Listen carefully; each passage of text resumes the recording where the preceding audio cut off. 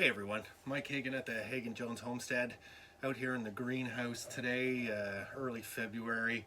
Exciting day for me. I have received my huge bag of stratified pawpaw seeds from a friend of mine that sells wild foods. So I'm going to put a couple pawpaw seeds. I'm actually going to do a ton more than I got in front of me here. I did, I'd say about 75 to 100 seedlings last year. Had a good success rate. I think I ended up with about 80 total sprouting and growing.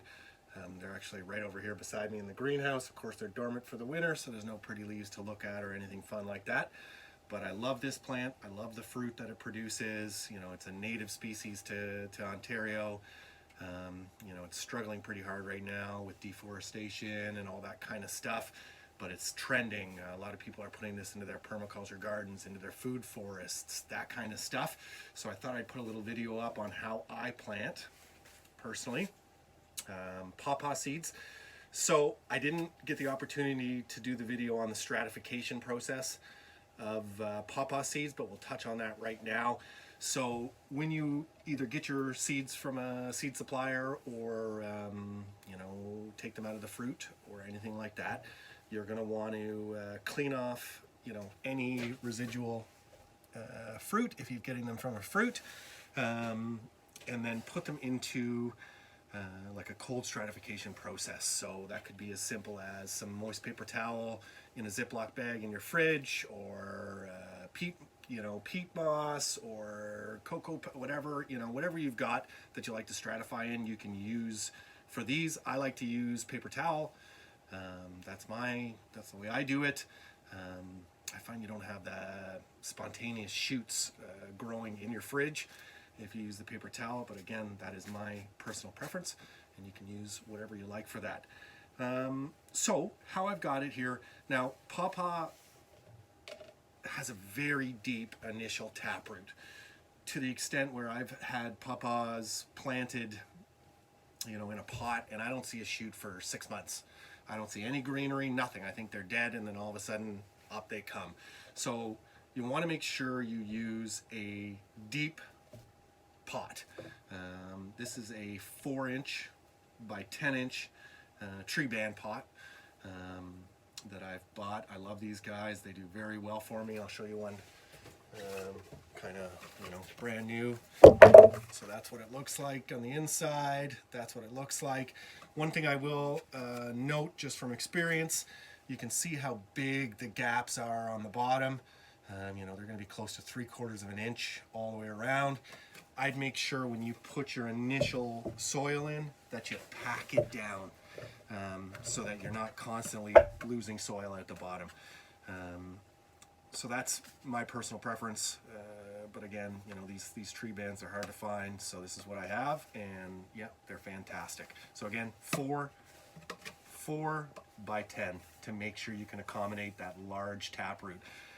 If you don't have a larger pot, you could probably get away with it, but what you'll notice is when the taproot goes, you'll get what's called a J root. So that initial taproot will hit the bottom of your pot and then curve. The only suggestion, and again, I'm new to this, I have planted in, you know, red solo cups and they worked, but you have to really make a good effort when you transplant those outside or transplant them into a bigger pot to straighten out the best you can that initial taproot. So to avoid all that headache, I went ahead and I bought these 4 by 10 tree pots. So I'm going to bring the camera a little bit closer and kind of show you how I do everything. So as you can see, I've got my tree pots nice and full with soil.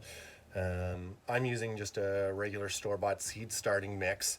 You want to make sure, and I made this mistake in haste one year, and I bought a potting soil that had fertilizer in it. Now, the plant survived, so that's good, but at the end of the day, you definitely saw a little fertilizer burn on the leaves, and it took a lot longer for them to grow. Eventually that, you know, I really watered the plants, water, kind of drain that fertilizer out. Now the plants are super healthy. So just a basic seed starting mix is fine, compost, whatever, but I just strongly suggest staying away from those commercial fertilizers for your initial starting process. So planting. First thing I'm going to do is I've got my dry soil here. I'm going to give everything a good water just to make sure that that's, you know, soaked up and I'm not disturbing the seed that I just planted when I water it the second time. So I'm just going to give it a good soak. This is fresh soil. You can see it's, you know, ponding on top. So we want to just get it nice and soaked. Good way to tell is just to feel it. Yes, those are nice and heavy. You can see the water's coming out the bottom. That's a good sign. That means I'm nice and saturated all the way through. So with Pawpaw, the way I like to plant the seed, you can see the seed here. You know, it's a nice fat seed, hard to lose, which is fantastic. I always kind of do, because I'm lucky, I get a lot of seeds. I'm going to put 2 in each pot. That way I know that this pot's going to produce. You know, if you're buying your seeds, you know, I've seen them online, you're looking at about $1 a seed. You can, you know, put 1 in each pot. But you know, they've got a 60 to 80% germination rate, so you're going to have a lot of pots without sprouts in them, so you might waste some soil. So I like to put 2 in each pot. So I put these in sideways, and you want to go about 1 inch deep. So we'll just put the seeds in there. Like I said, I'm going to do 2 in each pot. Okay, that's 1, that's 2, that's 3, that's 4, that's 5, and that's 6. So we've got our seeds in here, and then what I'm going to do is I'm just going to grab a handful of soil. I'm going to top these off so I know they're about 1 inch under, and then I'm going to give it another good water.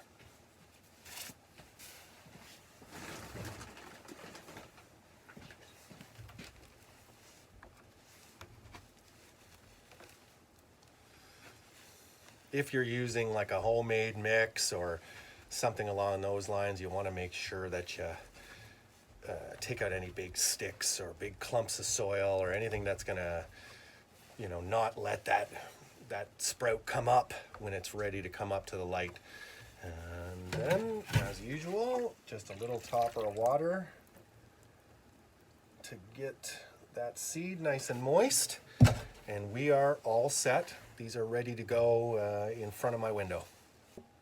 I did run out of water there while I was watering at the end, so I have topped them off with a little splash extra water. Like I said, just don't get discouraged if you don't see green shoots in 2 months. It's gonna take time. Some things you want to know, you know, heat mats can be detrimental to the growth.